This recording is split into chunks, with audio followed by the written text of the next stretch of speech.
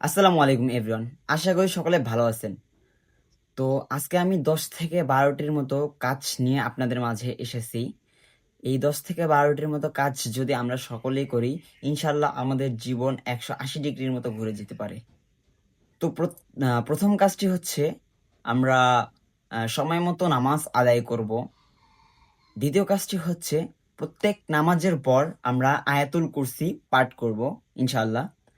আর তৃতীয় কাজ হচ্ছে সকাল সন্ধ্যা বা রাতে আমরা মাসনুন যে সকল দোয়া আছে, যে সকল দোয়া যেমন বলতে হচ্ছে সকালে হচ্ছে ঘুম থেকে ওঠার দোয়া, রাতে ঘুমানোর দোয়া, ভাত খাওয়ার দোয়া, মসজিদে যাওয়ার দোয়া ইত্যাদি আমরা সকলে এটি পাঠ করব ইনশাআল্লাহ।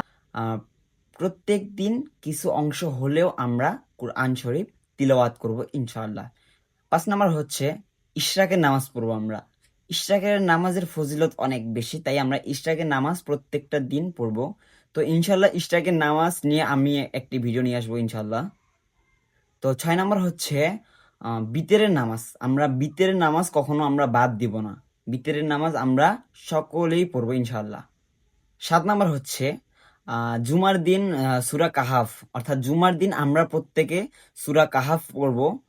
আহ, ৮ নাম্বার হচ্ছে জুমার দিনে বিশেষ করে আমরা দরুদ পাঠ করব, বেশি বেশি যত পারবো তত বেশি দরুদ জুমার দিন আমরা পাঠ করব ইনশাআল্লাহ।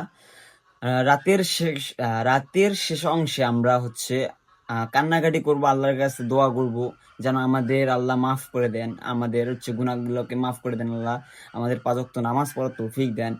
আহ, এরপর হচ্ছে আহ, এরপর হচ্ছে ১০ নাম্বার আজান ও ইকামতের, যে আজান শুনলে বা ইকামত যদি দেয় তো আমরা এর মাঝে মাঝে যে দোয়াগুলো আছে আমরা সেটি পাঠ করবো ইনশাল্লাহ।